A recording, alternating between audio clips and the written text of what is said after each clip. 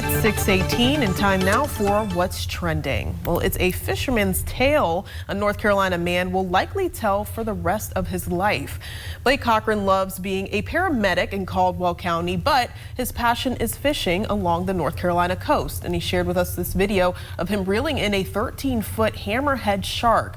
Cochran says he and some of his friends fish once a month along the North Carolina coast where they try to catch sharks or red drums. And he showed us the large bait he uses and the kayak to take it 400 yards offshore. On the day he caught the shark, there was a storm just off the coast and the shark measured 13 feet and 6 inches long.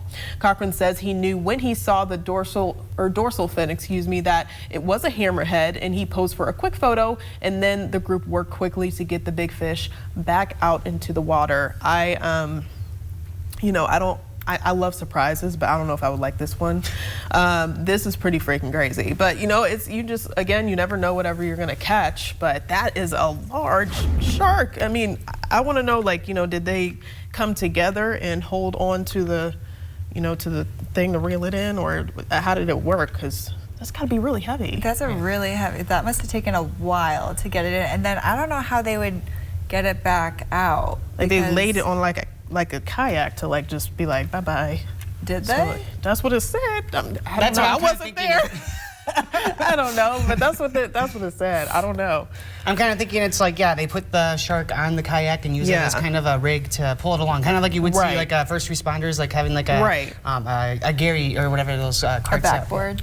Yeah, backboard, something. Or the gurneys. Yeah. The gurneys. Yeah. No, but to get it on a kayak, that's a very big. Even to catch it, number one. I mean, that alone. Taking the hook out, because it's gonna chomp chomp. Yeah. They also said that a lot of people who saw it, they were nervous. They were like, hey, that's really cool, but my kids aren't going swimming today. I was like, I don't blame you, because the sharks get close. Kind of a good PSA then right away too to let people know, especially those kids. Exactly. Yeah.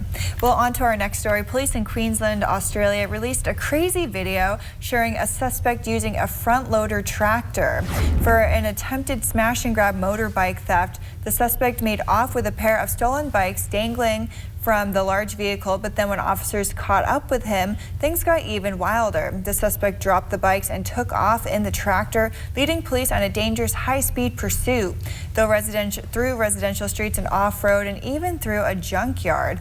Eventually, the road race became an on-foot chase, and the suspect abandoned the tractor, and K9 units found the man in the creek, where he was then later taken into custody.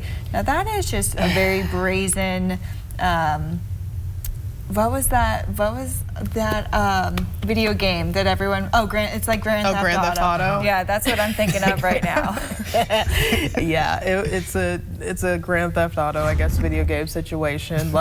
I kind of felt like I was watching the show Cops for a second. But I mean, it's just so silly. Why are you doing this? I just want to know why. There's cameras everywhere too. It's how do you know that you're not going to get caught? Because you stole a tractor and then you stole the things. They have face surveillance or facial coding, which they can easily find you. You track everything nowadays. Yeah. But I mean, just the size of this thing and just the elaborateness of just the heist itself, I mean, that just draws so much attention, and you see that out in the street. That's not just, any sort of vehicle on the road. That really just stands out. So I don't think this was really well thought through. Not at all. I don't know what they were thinking. But to take a little bit of a turn here, a unique gravesite in Vermont is attracting all manner of look-and-loos just in time for the Halloween season.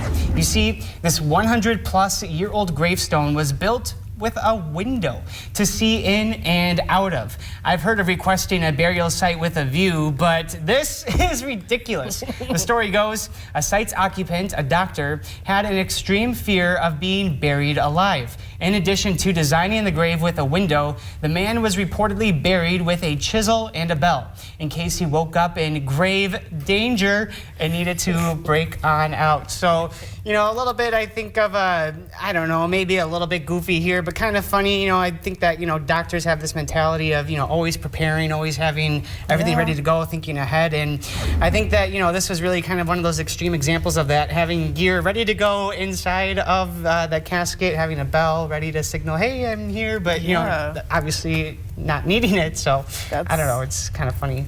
That's extreme for sure. Yeah, I was gonna say, you love horror movies. Do you like that? No, I mean, I like horror movies, but I wouldn't want to go to a gravesite and be like, "Hey, how you doing?" Just because it's Halloween. It's like you rest in peace. You do what you do. Like back but in the people go day- there for it. Yeah, like a lot of people were like passing away or like going into comas and stuff, so they would put bells above didn't know the that. coffins or whatever. So if they woke up, they would like hit it with their foot, and it would ring the bell to tell them to come like dig me up. I'm so sorry, it's but a new. no. I don't know if it's in other states, but I know it's in New England. So that's kind of like a little historical thing. I definitely got that wrong, but if you want to research more into it, that's kind of a cool little fact. Halloween makes me- spooky fact. Yeah. Yeah. It makes me think of the movie where they're in the hospital and they're paralyzed for the surgery. I forget. Is it called Awake? Isn't it Stephen King wrote a book about that? Where they I don't operate know. on you when you're alive and all I'm not that? sure. Yeah, but we but, need you know, to see- scary stuff all around.